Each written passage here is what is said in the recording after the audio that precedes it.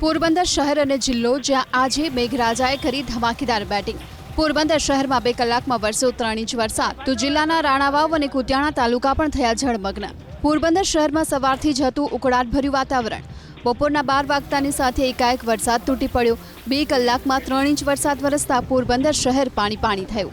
પોરબંદર શહેરના કમલાબાગ, બોખીરા, કડિયા પ્લોટ, નરસંગ ટેકરી, સુદામા ચોક સહિતના વિસ્તાર જળબંબાકાર થયા। પોરબંદરના સમુદ્ર કાંઠે રસ્તા પર પાણી ભરાયા। રસ્તા જ પાણીમાં ગરકાવ થતા રાહદારીઓ અને વાહન ચાલકોને હાલાકી વેઠવી પડી। પોરબંદર શહેરની સાથે જિલ્લામાં પણ વરસ્યો મુશળધાર વરસાદ।